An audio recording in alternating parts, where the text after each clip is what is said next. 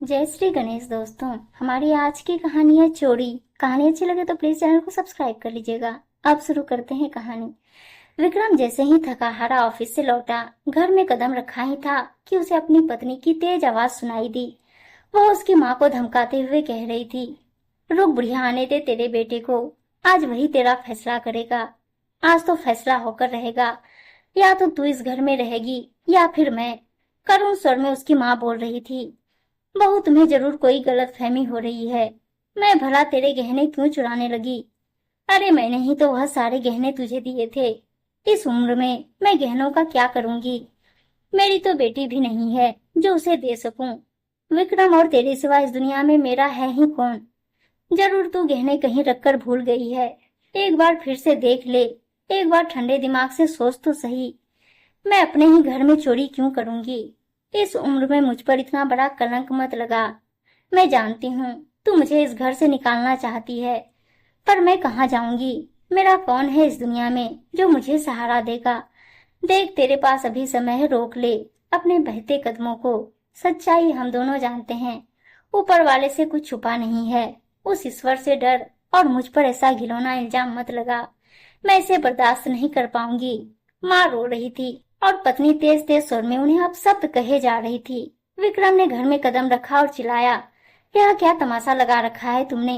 तभी पत्नी आराधना चिल्लाई, तमाशा तो तुम्हारी माँ ने बना रखा है हमारा।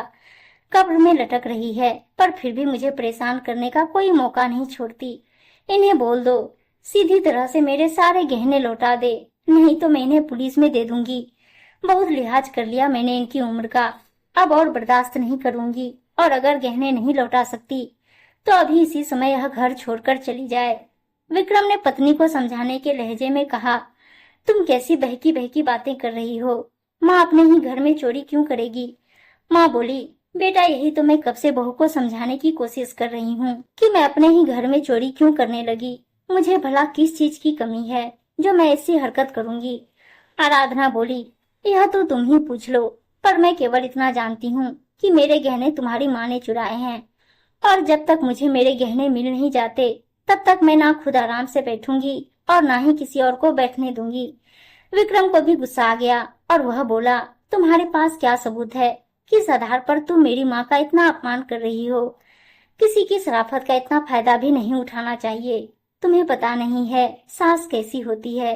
अगर सच में इन्होंने तुम्हारे साथ सास का बर्ताव किया होता तो आज तुम्हारी इतनी हिम्मत नहीं बढ़ गई होती। परिवार में शांति बनी रहे, इसलिए हम माँ बेटा तुम्हारी सभी हरकतों को सहन करते आ रहे हैं, पर तुम पर कोई असर नहीं। तुम्हें यह घर छोड़कर जाना हो तो खुशी से जा सकती हो, माँ कहीं नहीं जाएगी। और रही बात तुम्हारे गहने की, वह मेरी माँ के पास नहीं, तुम्हारी माँ के पास है। तुम्हें क्या लगता है मैं बिल्कुल मूर्ख हूँ? अभी कुछ दिनों पहले ही तुम अपने भाई की शादी से होकर आई हो। सारे गहने शादी में तुमने पहने हुए थे। आराधना बोली, हाँ तो मैं कब मना कर रही हूँ? भाई की शादी में मैंने सभी गहने पहने हुए थे और मैंने उन्हें लाकर अलमारी में रख दिया था, और आज जब उन्हें देखा तो वे अपनी जगह पर नहीं थे। इस घर में हम तीनों के सिवाय और कौन रहता है? तुम गहनों का क्या करोगे और मैं अपने गहने क्यों छुपाने लगी? जरूर यह तुम्हारी माँ का काम है। विक्रम बोला, मैं यह करना तो नहीं चाहता था, पर तुमने मुझे मजबूर कर दिया है। रुको, अभी तुम्हारी सारी गलतफहमी दूर करता हूँ। वह घर से बाहर गया और उसने किसी को फोन करके बुलाया। आराधना भी जानना चाहती थी कि आखिर कौन है जिसे विक्रम बुला रहा है। कुछ ही देर में आराधना के पिताजी उसकी माँ के साथ वहां पहुंच गए। विक्रम ने उनका स्वागत किया। आराधना के पिताजी ने विक्रम की माँ से हाथ जोड़कर माफी मांगते हुए कहा, समधन जी, मुझे माफ कर दीजिए।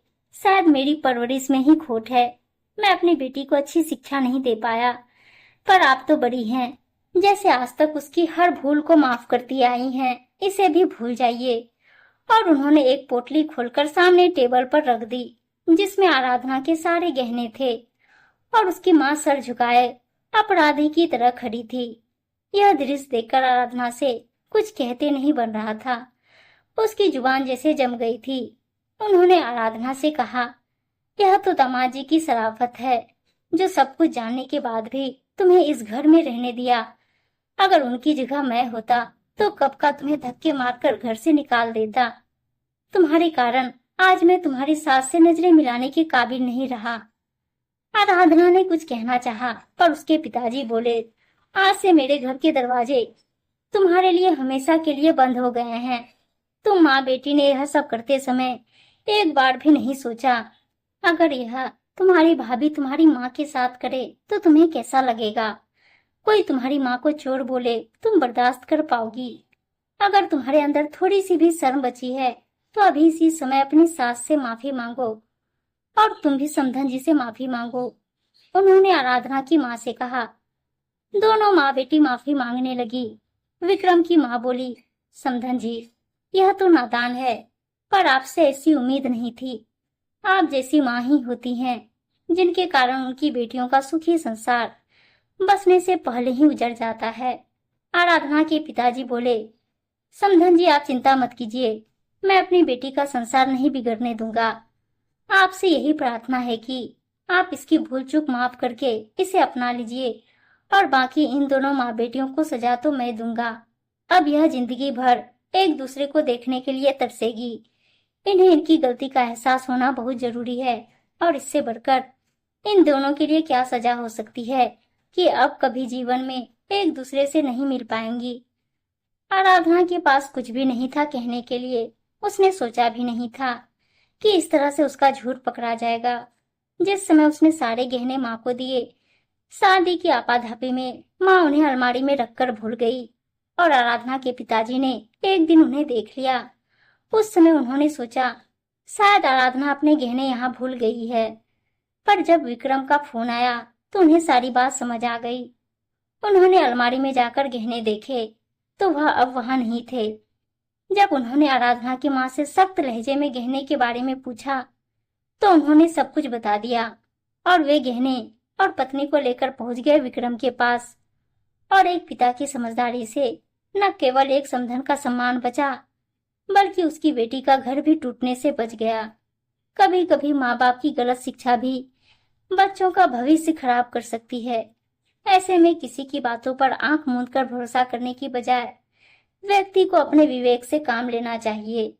उम्मीद है दोस्तों कहानी अच्छी लगी होगी, और अच्छी अच्छी कहानियां सुनने के लिए चैनल को सब्सक्राइब और वीडियो को लाइक शेयर जरूर कर दीजिएगा। धन्यवाद दोस्तों।